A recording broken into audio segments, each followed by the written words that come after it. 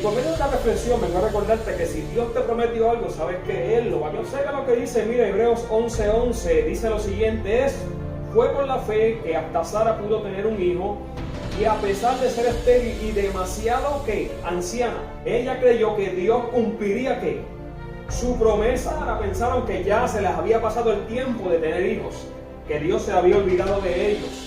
Pero al final vemos que su fe le premió ese tipo de promesas. Y las promesas de Dios no tienen tiempo de expiración, al contrario, ellas no caducan. Lo que sí ellas tienen es un tiempo y una fecha de cumplimiento. Diga conmigo cumplimiento. Y Dios nunca deja de ser Dios. Dios sigue siendo Dios, el mismo Dios que dividió el mar. Dios sigue siendo el Dios que también hizo que las murallas de Jericó cayeran al piso. Así que Dios sigue siendo Dios, y Dios lo que Él promete, Él lo cumple. Por tal razón, tenemos que decirle y recordarle a nuestra fe que no debe desesperar, que no se debe de cansar, y que siempre debe fortalecerse en las promesas que Dios nos dio a cada uno de nosotros. Génesis 18, mira lo que nos dice del 10 al 14. Entonces uno de ellos dijo, el próximo año, por este tiempo, volveré a visitarte. Sara escuchaba detrás de ellos a la entrada. Así que eran los ángeles hablando con ¿quién?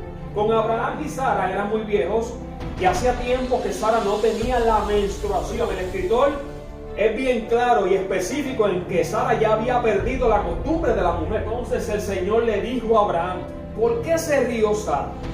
¿Acaso no cree que pueda tener un hijo a pesar de su edad? El 14, hay algo que sea difícil para que dije el próximo año. Hay una afirmación, este tiempo volveré a visitarte y para entonces Sara tendrá un hijo. Y te pregunto para que tú lo analices, para que tú hagas una introspección. ¿Habrá algo demasiado difícil para Dios? ¿Cuál es tu sueño? ¿Cuál es ese deseo que todavía en ti no se cumple, pero que tú quieres que llegue el momento que se cumpla? Esas son las preguntas que deben siempre estar formulándose en nuestra mente, formulándose en nuestro espíritu. ¿Para qué? Para recordar al Dios que nosotros le servimos, para recordar la promesa que un día Dios nos dio. Y muchas personas pierden sus promesas porque confunden su tiempo con los tiempos de Dios. Y Sara entendió con el proceso de su promesa que no podía perder la fe. ¿Cuántos pensamientos tenía Abraham antes de que se cumpliera ese tiempo? Será imposible, ya no sirvo, ya no funciono, ya no doy para más. Es recordar nuevamente la promesa de Dios. Y posiblemente pasamos desaciertos, pasamos decepciones, pero llega el momento que cuando no perdemos la fe, nos recordamos del momento que Dios nos habló. Y ahí es que nos vamos a reír y vamos a decir, valió la pena esperar, valió la pena no perder la fe, valió la pena enfocarme y seguir caminando en el propósito de Dios. Génesis 16, mira lo que nos comparte del 1 al 3.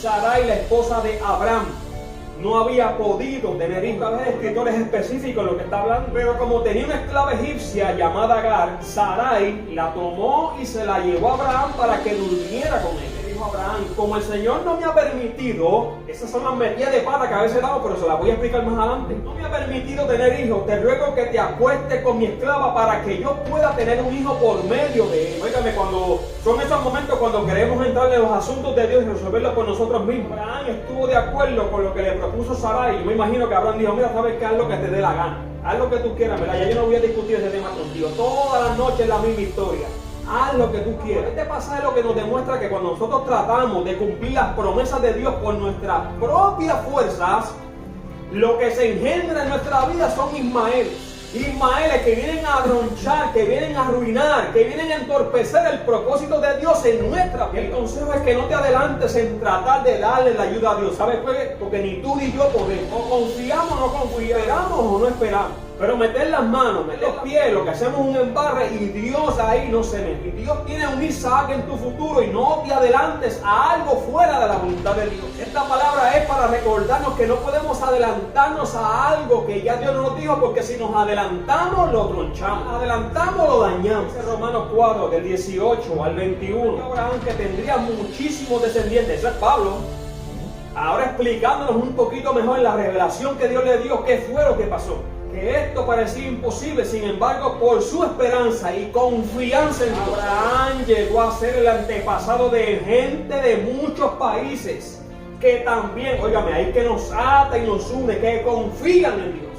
Y aunque Abraham tenía casi 100 años y sabía que pronto moriría, nunca, oígame, esto aquí yo puedo dejar de predicar aquí, dice, nunca dejó de confiar en Dios. Y aunque sabía que su esposa Sara no podía tener hijos, nunca que, oígame, otra vez dudó de que Dios cumpliría su promesa. Al contrario, su confianza, dice la palabra, que cada vez era más firme y daba gracias a Dios por eso. Estaba completamente, oígame, ahí no dice nada de que vacilaba, de que no dudaba, dice completamente seguro que Dios tenía poder para cumplir, ¿qué?